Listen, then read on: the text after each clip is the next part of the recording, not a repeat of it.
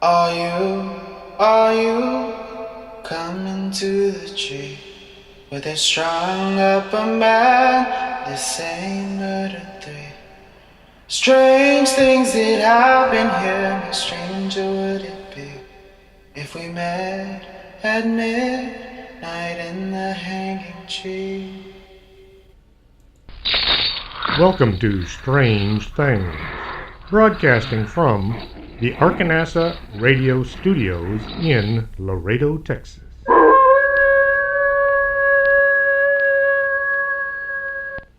And welcome to the show. I'm your host, Chris James.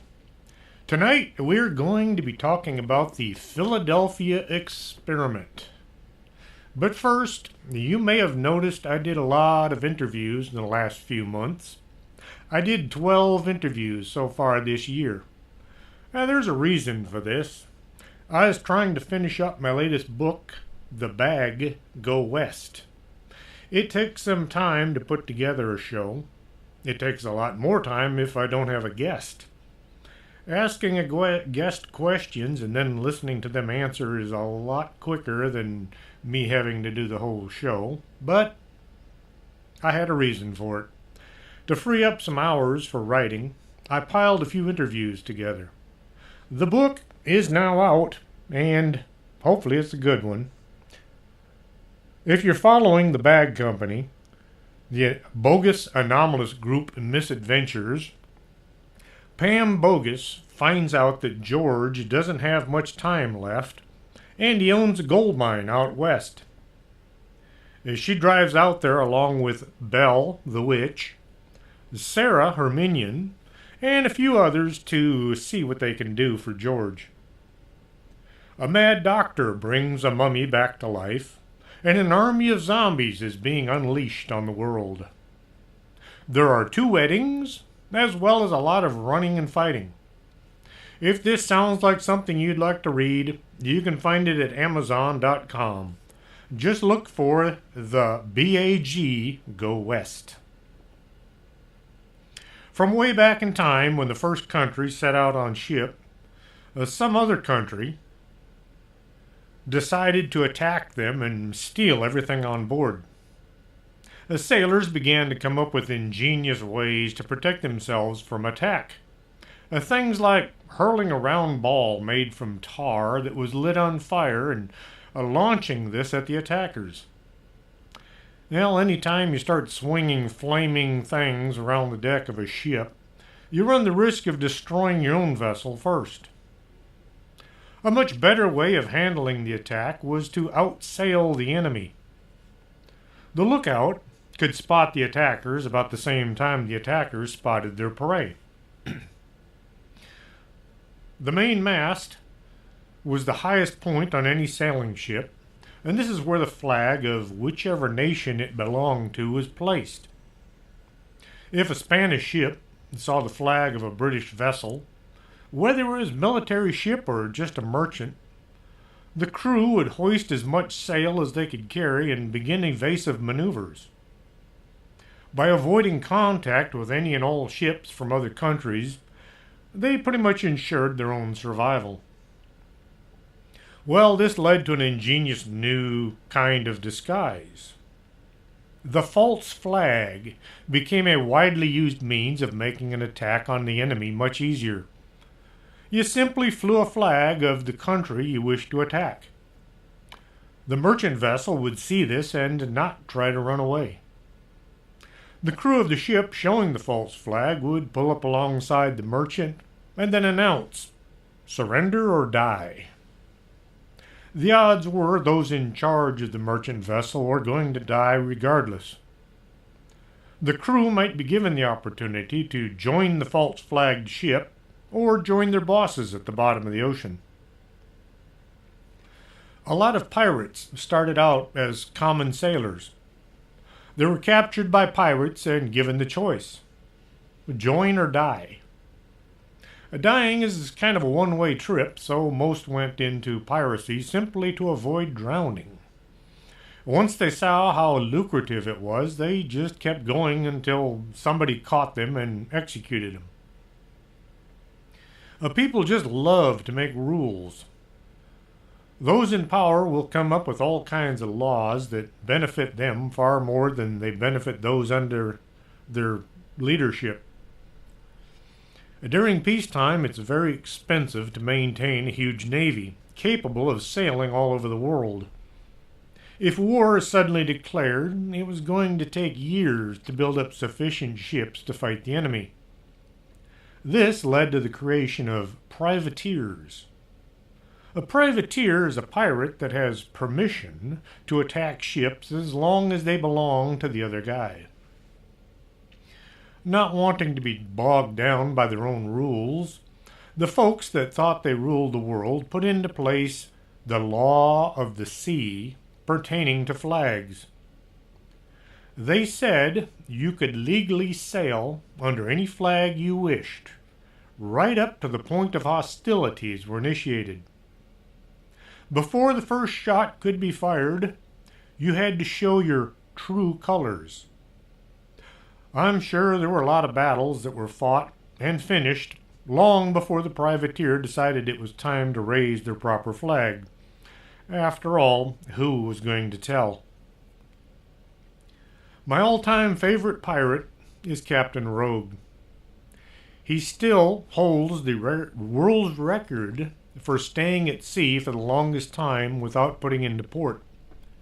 23 months at sea, stealing the supplies needed to keep sailing from any and all British or Allied ships as it was needed. At the end of World War I, the victors, that being the United States, England, and France, along with a whole bunch of smaller countries, all got together, and they decided that Germany was going to be punished, even though Austria had started the whole thing. One of the rules set down by the winners was that Germany could no longer have a big navy. They could have as many merchant ships as they wished, but very few military vessels. So right away, Germany began preparing for World War II, while the rest of the world all got busy celebrating their victory, which would mean world peace for all of eternity. Well, at least 21 years. Germany built 11 huge merchant ships with enormous diesel engines so they could run back and forth delivering goods from all over the world. As the war was coming closer, these ships were stashed away in harbors all along the coast of Europe and transformed into what were called merchant raiders. Each ship was equipped with 6 15-inch deck guns that were hidden away under movable plates. They had torpedo tubes built along both sides. The captain of each ship was given the opportunity to name their ship, and Captain Rogue chose to call his ship the Atlantis. Captain Rogue had rules that he sailed by. The ship would be disguised as all kinds of other vessels. The crew used plywood and canvas to build false structures on the deck. They even had an extra funnel that would set out on the deck that made it look like it had 2 boilers instead of 1. They painted the ship different colors every so often. The main mast had a hollow tube placed up near the top. Inside this tube was the German battle flag. Just seconds before initiating hostilities, a crewman would give a rope a tug and the battle flag would appear. He always followed the law. At the end of World War II, Captain Rogue was going to be arrested by the Allies, and they wanted to try him for war crimes, but they couldn't find a single instance where he had broken any laws. This, combined with the fact that even the men and women who had been captured by the German raider all said that Captain Rogue was the nicest man they'd ever had to deal with. The captain was released from custody, and he went on to live a long and happy life. Another way to disguise his ship was to run around below the surface. Since sonar was a relatively new invention and it wasn't really all that reliable, submarines were used by every country. All the German U-boats would scout out the waters of the Atlantic, looking for ships to sink. The United States and Britain thought that if they put all the ships in a huge convoy and sailed together using radio silence and all the lights turned off, and they tried to keep the shipping routes secret, they could somehow sneak past the U-boats. Each convoy was escorted by a few warships, mostly destroyers or what were called destroyer escorts. Thus the designation DE. The German Navy used a tactic called the wolf pack. A submarine would spot a convoy on radar, or sometimes by using lookouts. They would contact the rest of the U-boats using the Enigma machine, and they would give the location of the Allied ships. The German subs would converge on the convoy and then attack, usually at night, and they were pretty much free to rain down death and destruction. The few convoy escorts could only try to stop the attacks. 3 or 4 escorts trying to stop 20 or 30 submarines, the odds were in the Germans' favor. The U.S. tried to come up with all kinds of ways to make sinking their ships harder. Disguising them was considered, but making one ship look like another was relatively easy. Doing it to 100 or more was simply impossible. During a war, especially a big one, people will try all kinds of bizarre and unusual ideas. Things like attaching tiny bombs to bats, or filling the ocean with so many mines that some are still floating up on shore today. The guys in the U.S. Navy asked for ideas, and somebody came up with this one. Make the ships invisible. Well, if nothing else, at least to sonar and radar.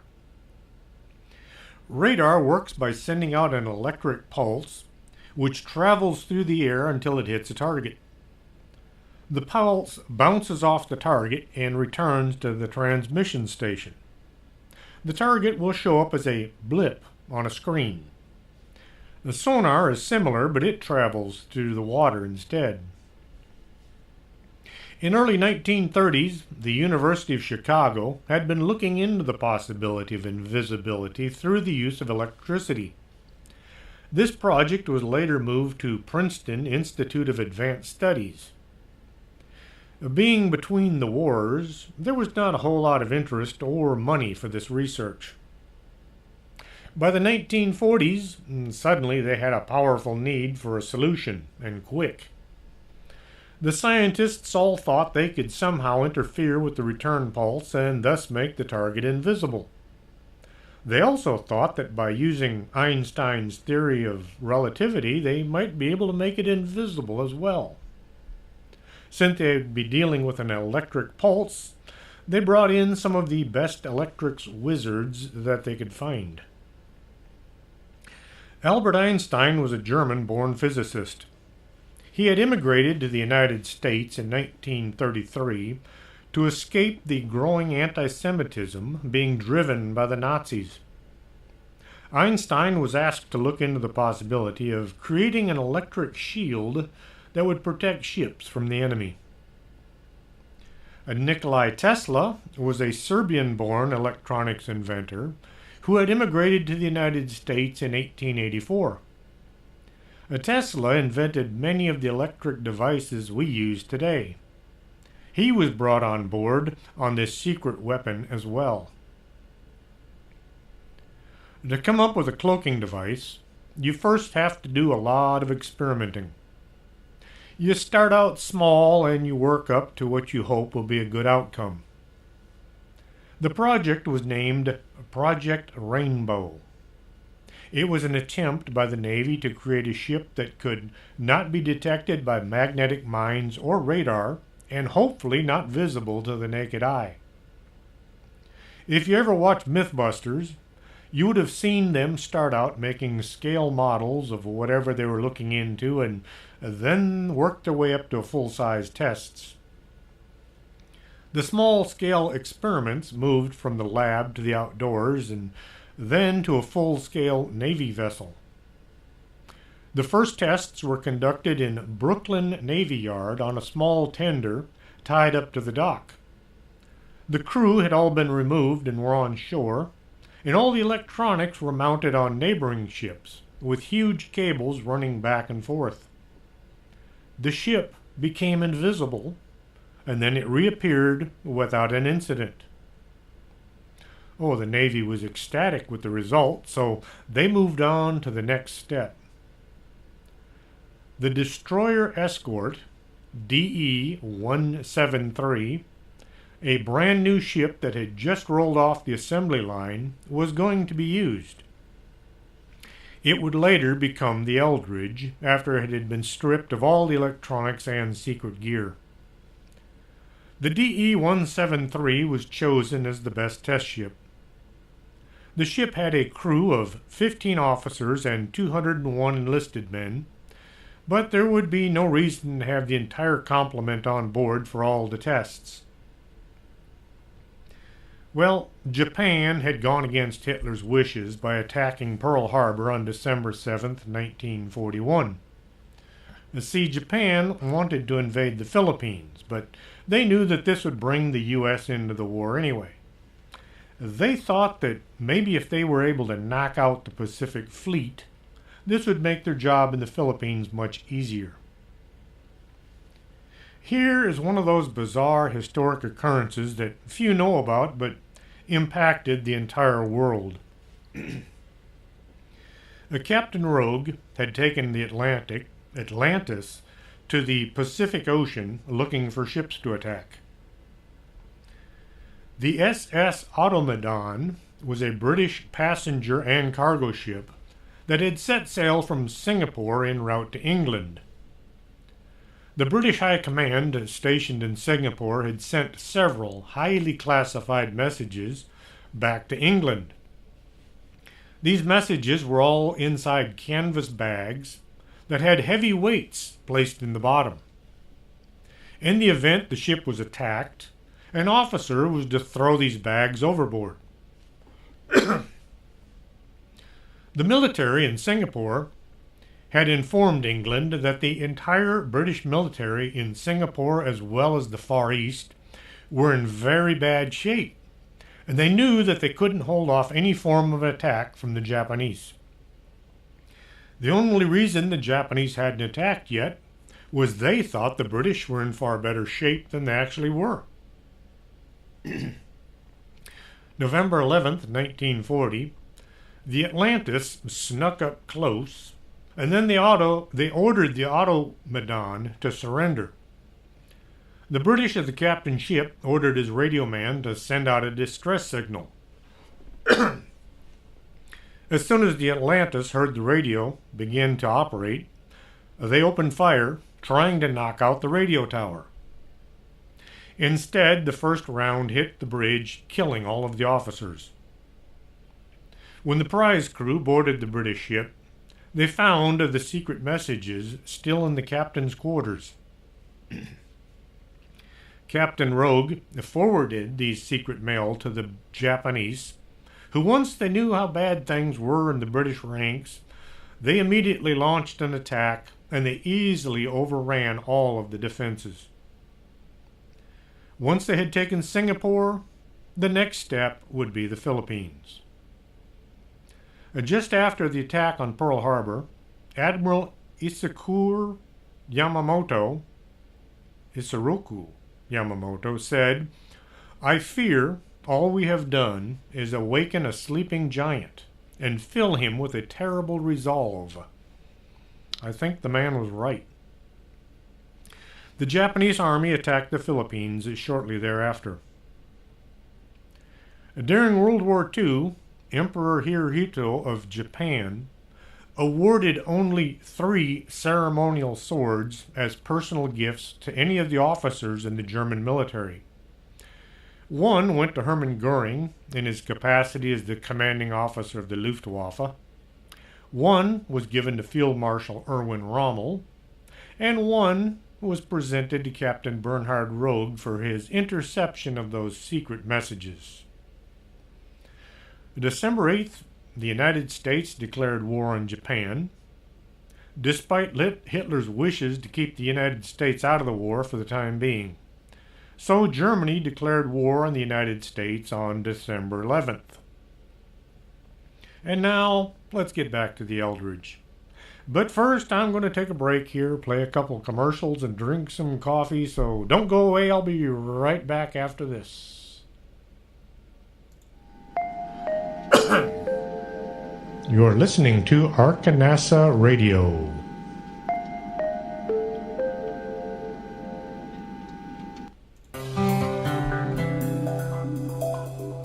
Are you taking care of your skin? Or are you going to wait and see how time treats you? Take care today by contacting Lourdes James, independent beauty consultant at 956-723-3019. Don't let time get the best of you.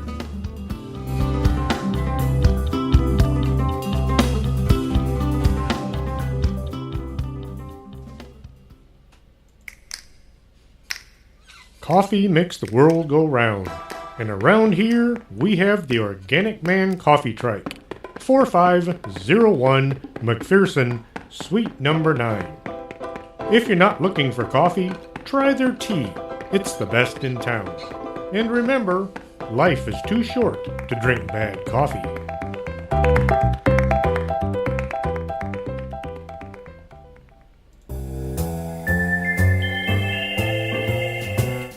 If you need to squint and hold things out at arm's length to see them, maybe you should get your eyes checked. Del Norte Optical, 107 Calle del Norte, is right across from the Embassy Suites. Stop squinting and start seeing.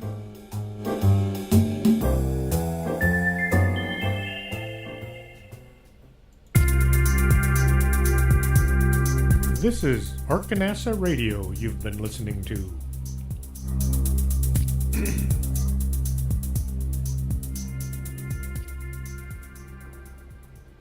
And welcome back to the show. I do have to take a break every once in a while to get some coffee and clear my throat and play a few commercials for some friends. And once again, now back to the Eldridge.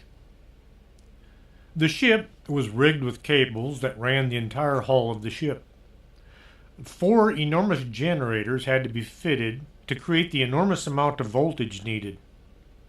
The retrofitting was given high priority. Have you ever wrapped a wire around a nail and then hooked it to a dry cell battery? You get a magnet. The bigger the battery and the more times you wrap the nail, the stronger the magnet becomes. This is what the Eldridge had become, a giant magnet. Only instead of attracting metal, it would dissipate electric pulses and, hopefully, bend light. At some point in the build, Tesla became concerned with what they were about to do. Nikolai was always a big believer in making people's lives better and avoiding any kind of harm. True, he did build a death ray later in life, but it was supposed to be so horrifying nobody would ever dare use it. Telling anyone that would listen, Tesla left the project. The Navy replaced Tesla with Dr. Van Neumann, who went to work making the project his. Tesla had focused on using steady wave electricity. Van Neumann replaced this with pulse electricity, kind of like what you'd use in radar. The Navy was well aware that people might just die, but people were already dying every day as the German U-boats continued sinking more ships than could be spared. England was just one bad week away from running out of food and ammunition. Should England fall to the Germans, there would have been no way for the United States to wage war successfully because the distances were just too great for the planes of the time. As they say, if you want to make an omelet, you have to break some eggs. so the Navy decided to go ahead with it. The experiment was overseen by Dr. Franklin Reno, who had actually started out life as Reinhardt, which sounded just a little bit too German for most people's comfort, so he had changed it from Reinhardt to Reno. The military wanted to use the unified field theory to helpfully make the Eldridge not only invisible to radar, but invisible to the eye as well.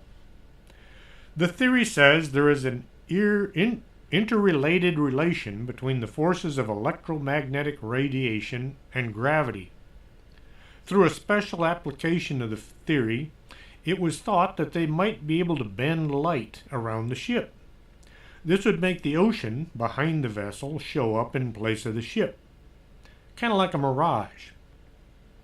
Einstein had already shown how a star's light would bend as it passed near the star. This was the whole eclipse experiments from back in 1919. The Navy considered this application of the theory to be of military value, and so they not only wanted these experiments to go on, they put a lot of money into it. On July 22, 1943, the Eldridge sailed out of its berth in the Philadelphia Navy shipyards and began preparations for the test. Several escort ships went along to observe the experiment. They all took positions close enough to see, but not so close to be caught in any disaster that might take place should the ship blow up. Men were stationed all along the rails to keep an eye out for any possible trouble. Electricity and water don't exactly get along. Direct current has its drawbacks, but alternating current will do bad things when it contacts water. The invisibility field was being generated using alternating current. If you were ever in the military, you'll know that sometimes you get to do things regardless of whether you want to or not. Then there's the whole secrecy thing. Most enlisted men, and possibly some of the officers, didn't know some, if not most, of what they were trying to do. Testing began, and they were successful. One test resulted in the Eldridge being rendered completely invisible to radar, with some witnesses reporting a greenish fog visible, but the ship was gone. A rowboat was sent out to try to get a better look. The crew of the boat found a huge hole in the water where the ship should have been. One member of the crew tried to stick his hand into the space where the ship should be, but he encountered resistance as if trying to stick his arm into some kind of a force field. The men inside the field were able to see each other and their ship, but they couldn't see beyond the rail. Everything inside had a kind of a hazy look to it. After 20 minutes, the generators were shut down and the ship reappeared. The crew members complained of severe nausea and headaches after the power was shut down. At that point, those in charge thought maybe they were using too much power, or maybe it was the wrong frequency, which would cause bad side effects. The experiment was altered a bit at the request of the Navy, with the new objective being invisible to radar only. The idea of being invisible to the eyes was a great plus, unless you were sailing in a convoy.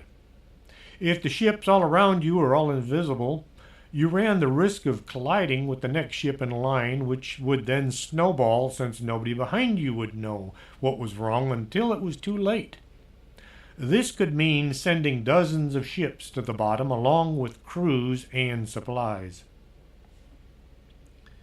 Van Neumann retweaked the generators to see if they could eliminate these physical effects. No one in the Navy wanted the crews to be incapacitated by the invisibility field.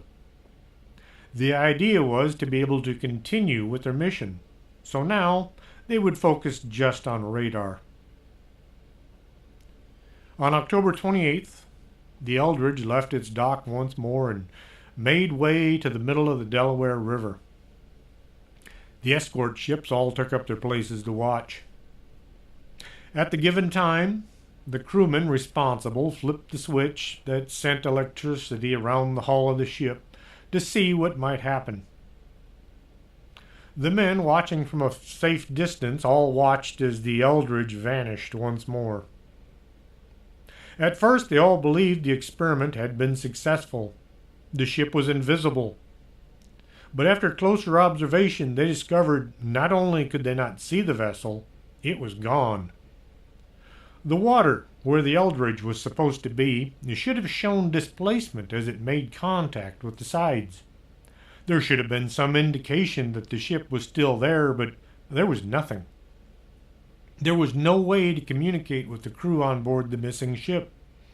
The magnetic field was interfering with any radio transmissions. It took 4 long hours before the Eldridge came back. It appeared in the same place as it had been.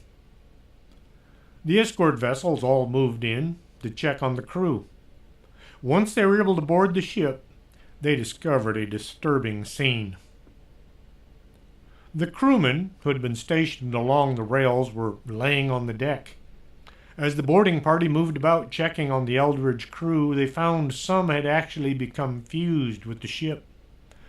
Their bodies were sticking through the metal of the hull or the sides of the superstructure. Some were in intense pain, while others had passed out or been killed by having a major portion of their anatomy become part steel. Some of the men had been driven insane by their experience. They ran about the deck screaming, or they crawled away from the rescue party. The crewmen stationed below decks were in relatively good shape. One man was found to be moving between visibility and invisibility. He would come and go from sight. A head count showed they were missing quite a few of the crew. Well, the Navy immediately clamped a lid on the entire area. There was a war on. All the folks in charge had to do was say, "This is now top secret. Talk about it, and you'll be charged with treason. In wartime, you get shot for this." Those sailors still salvageable were removed from the ship and taken to the Navy hospital. From there, they were secretly moved to locations around the country where they could be kept away from the public. Relatives were all informed that their sons, husbands, and fathers were missing in action while at sea. Some of the crew had simply vanished. A search of the ship found far fewer on board than the roster called for. These were chalked up to have either fallen overboard or jumped. Later that day, a report came from Norfolk that a mysterious Navy vessel had appeared in the harbor. It sat there long enough for people to look at it and see it for what it was, and then it vanished. Norfolk, Virginia is 270 miles from the Philadelphia Naval Yard. The SS Andrew Forsyth was docked in the Philadelphia Navy Yard at the time of the experiments. Carl Allen, a.k.a. Carlos Allende, was stationed on board this vessel, and he witnessed the whole thing. Carlos Allende had seen the Eldridge vanish, and he was quite amazed by this. I can just imagine seeing a ship disappear from the river. It's gone for a while. Other ships are all moving back and forth as if looking for the vessel. There's quite a commotion. Then, as suddenly as it had vanished, the ship is back. The other Navy crews sent boats to investigate. This would have been at a distance from where Allende was standing. He could not have seen any of the details. At least he could make out movement on the deck of the Eldridge, but he could not have seen how bad things actually were. Now, people will talk. It's in our nature. We like to communicate. That's what I'm doing right now.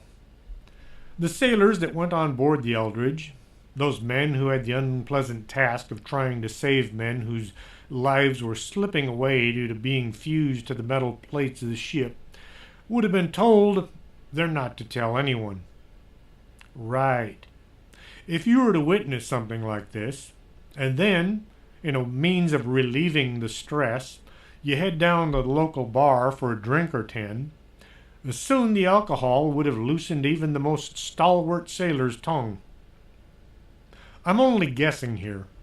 There's no written record of how Allende found out where the ship went or what had happened to the crew. I would think that Allende wanted to know what he had seen.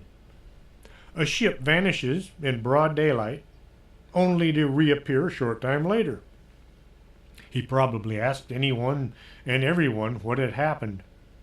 He might have known some of the sailors who had visited the scene. The conversation probably went something like, "Don't tell anybody, but this is what I saw." I used to get this a lot from people who'd seen or experienced something paranormal. They wanted to get the story out of their head. They wanted to tell somebody what they'd seen just so they could be told they weren't crazy or delusional. The last thing they would tell me was usually, "Don't tell anybody what I just said." Once Allende had listened to all the stories, he wanted to pass this on to somebody he respected. Allende had been in the audience one night when Dr. Morris K. Jessup, an astronomer, had been giving a lecture about UFOs. Dr. Jessup was born near Rockville, Indiana. He earned a Bachelor of Science degree in astronomy from the University of Michigan in Ann Arbor in 1925. While working at the Lamont Hussey Observatory, he received a Master of Science degree in 1926. Jessup began working on his doctorate in astrophysics, but he never finished. Sometimes he was referred to as Dr. Jessup, even after he had stopped working in astronomy. Jessup was always looking into UFOs, and he would give lectures on the subject. Carlos Allende sent Jessup a letter telling all about the mystery of the vanishing Eldridge. The letter was written with capitalization in the wrong places, and he'd used several different colors of ink. Many words were underlined for no apparent reason. To me, it looked as if it held some kind of a code or a cipher, but then again, it might have been Carlos was just not that good at writing. Jessup was intrigued by the first letter, and he tried writing back for more information. Well, the post office claimed that the return address didn't exist. However, somehow Carlos received the letter from Jessup, and he wrote with more information about the Eldridge. The two wrote back and forth a few times, but Jessup began to think Carlos Allende was full of it and was simply making the whole vanishing ship story up. Well, Jessup had recently published a book called The Case for UFOs. Someone sent a copy of the book to the Department of the Navy with handwriting all along the edges and the blank spaces. The Navy wanted to know who had written all these notes and why, so they contacted Jessup. As he looked at the writing, Jessup recognized it as belonging to Carlos Allende. The notes in the book gave more details than the letters Jessup had read. He continued looking into the matter and wanting to know if this story were true or not. Jessup looked into the Eldridge, hoping to find some lead that would answer his questions. He did stumble upon two sailors that told of a weird encounter. They'd been walking along when a man approached them. The man looked disheveled and in need of some new clothes. He stopped in front of the two and he began telling them about how he knew about an experiment conducted by the Navy that resulted in the disappearance of a ship and how the crew had been injured or killed. He claimed the Navy had put out a story saying everybody concerned with this experiment was insane and that nobody should pay them any attention. The two sailors were divided about the encounter. One thought the man was nuts, while the other one believed him. The more Jessup looked into the story, the more his reputation began to suffer. He was being shunned by scientific community, and the public was beginning to believe he was as crazy as the story he was looking into. Well, Jessup began corresponding with Gray Barker, who had written a few UFO books as well. Jessup and Barker wrote back and forth a few times, when suddenly Jessup broke off communications and he moved to Florida. He was found dead in 1959 in Coral Gables, Florida, of what looked like a suicide.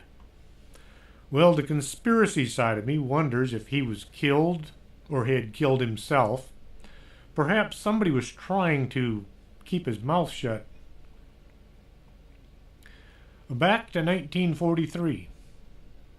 The men involved in Project Rainbow were sent off to the corners of the country to keep them from talking. Those able were sent off to war with the possible outcome of their not coming back. The ones too sick or disabled were hidden away in military hospitals, away from prying eyes and their own relatives. Whatever became of Carlos Allende, a.k.a. Carl Allen, he said that the Navy continued trying to use Project Rainbow to make ships invisible. He said, while sailing across the Atlantic en route to England with much-needed supplies, he was on board the Liberty ship Furuseth. Hundreds of sailors watched as one ship would disappear and then reappear. The ship in question was the Amic, DE-168. Allende said the disappearances were preceded by a kind of a weird fog. If you've ever listened to Bruce Gernon tell about his close encounter in the Bermuda Triangle, he talks about what he called an electronic fog that encircled his plane. Could the Navy scientists have stumbled on the same bizarre phenomena that caused ships and planes to vanish from the triangle? Carlos said he didn't believe for 1 minute that Dr. Jessup had committed suicide. He said he was taken out by somebody who didn't want the truth to get out. Carlos Allende was in hiding from the folks wishing to keep Project Rainbow secret up until his death in 1994. The story kind of ran down from here. The Navy naturally denied there was ever a vanishing ship or one that was transported 270 miles in a heartbeat. No record could be found to substantiate this story. Ben Franklin said, "3 may keep a secret if 2 of them are dead." But he said this while hundreds of men and women were making secret plans to revolt against England. They managed to keep it secret. A man by the name of Al Bielek came forward one day. Al did a lot of talk shows where he talked about his experiences in regards to the Philadelphia Project.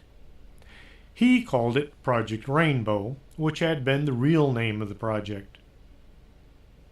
I listened to Al Bielek being interviewed on Coast to Coast AM with Art Bell back in 1993. I wanted to get the story right, so I did a quick search and I found the show on YouTube. You can listen. Just simply type in Art Bell with Al Bielek. I'll just give you the main points. Al Bielek says he started out life as Edward Cameron. He went to college and he studied physics. In the early 1940s, he and his brother had both joined the Navy, and they were both Lieutenant JGs. This would be the equivalent of a first lieutenant in the Army. They were here and there in the Navy until one day in 1942, the 2 brothers were assigned to Project Invisibility. Since they had both studied electronics and physics in college, they were sent to New Jersey. From there, they wound up in Philadelphia, and they began working under Van Neumann. Once it was learned the Invisibility Project was feasible, it was changed to Project Rainbow. The Cameron brothers were stationed in the main control room of DE-173, later known as the Eldridge. They would turn on and off any switches needed, controlling the electronics, since they were both electronics and physicists. The first test went well, but the crew discovered they couldn't see anything beyond the railing of their ship. This, coupled with the bad side effects, caused many changes to come about. One test in October, things went a bit haywire. When Ed Cameron flipped the main switch after about 30 seconds, sparks began to fly all over the control room. His brother tried to call the commanders by radio, but no signal could get out. They both decided it was time to shut down. As they tried to throw the control switches, they found everything was frozen open. The situation kept getting worse as they struggled with the controls. When things got too bad, the brothers ran for the main deck, hoping to escape the smoke and sparks. On deck, things were going downhill fast. It looked as if the ship might break apart or explode. Both brothers jumped over the rail, hoping to swim to safety. They fell towards the water. Well, they fell towards where the water should have been. They fell a long time. Where was the water? It should have taken a second or two, but instead they seemed to drop for minutes. When at last they hit, it was on dry land. They barely had a chance to look around before discovering they were inside a government complex, surrounded by a fence. The MPs came running. The two brothers were taken into custody and they were led to a door to one of the buildings. They were then taken down in an elevator several floors below ground. Once at their destination, the brothers were met by a man who claimed to be Van Neumann. He looked way too old. This man told the two he was indeed Van Neumann, only it was now 1983, 40 years in the future. They were now standing inside the Montauk installation at the north end of Long Island. It took a lot of explaining and convincing before the two brothers believed Van Neumann. It turns out the destroyer escort was still rampaging through time. The ship had enough fuel to keep going for 30 days. Even though it was 40 years in the future, it had only been a few hours since the switches had been thrown, sending the ship cascading across time and space. There was a very real danger the ship might build up enough energy to explode and destroy not only itself but the entire planet. Somebody was going to have to go back in time and shut things down. And you can guess who that someone was going to be. Edward and his brother Duncan. The scientists at the Montauk Project sent the two back in time and through space to a location where their wayward ship was now located. By this time, the vessel was in Norfolk, Virginia. Finding themselves back on board their ship, they made their way down into the hull and back to the main control room. Once there, they used fire axes to pound on anything electronic to interrupt the flow of energy. As sparks flew and smoke filled the room, they managed to shut down the controls and send the generators offline. The ship was now traveling back through time. The two made their way on deck to get some air. This was when they discovered men who had become fused to the decks. Duncan became wild with despair, knowing they had been a part of this project that caused so much pain and suffering. He ran to the rail and jumped over, vanishing into some other time. When the DE-173 reappeared in the Philadelphia harbor, the rescue teams from the Navy came on board to find the plight of the crew. Ed Cameron tried to explain what had happened, but nobody would believe him, or they didn't want to believe him. Once back on shore, Ed was taken into a private room by Van Neumann and questioned.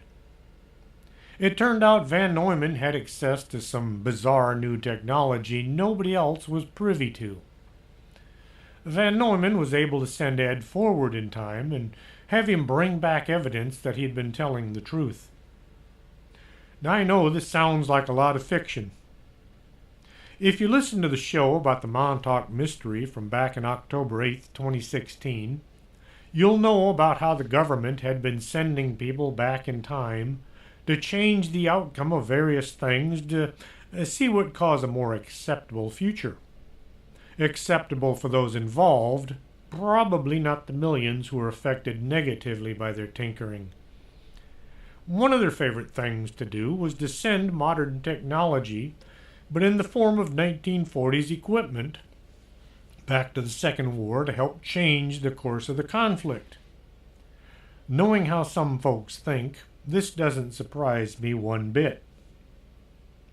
And they didn't just send things to the Americans. They would send some technology to the Germans just to see what the Germans would do. So now the Navy had a bit of a problem. Here was Ed Cameron with knowledge of the future, and he just might let the wrong folks know what was to come. Ed Cameron was regressed to 1927, where he became Al Bielek, who now had to regrow from birth until his current age. This sounds a bit much, but it was an 11-year change. Why they didn't just kill him? Well, his father was a bigwig in the Navy.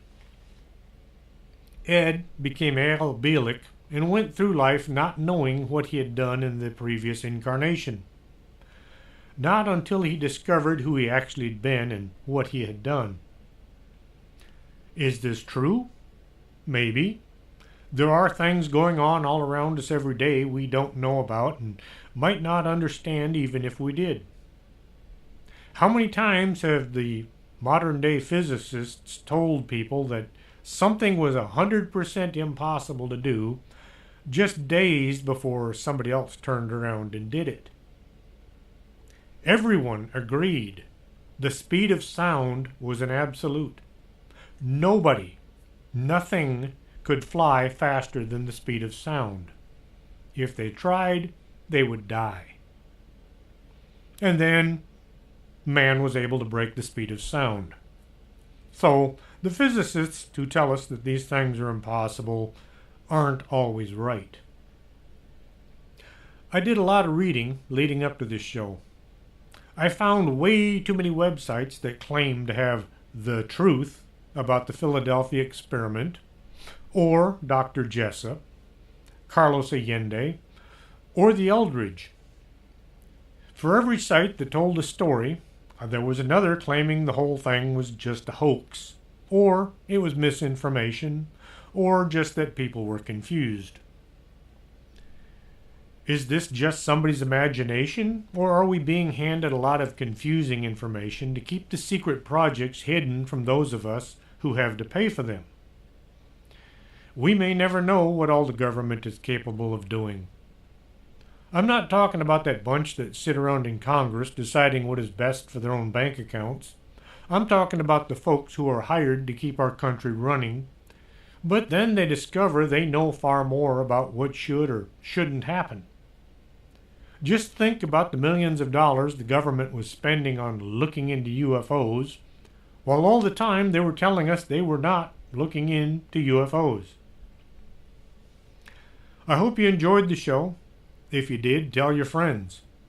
If there's a particular subject you'd like to hear on the show, you can write to me at strangethings@arcanasa.com, and you can find the archives at strangethings.podomatic.com. Till next week, this is Chris James for Strange Things. Are you coming to the tree where they strung up a man? This ain't murder 3. Strange things that happen here, how stranger would it be if we met at midnight in the hanging tree?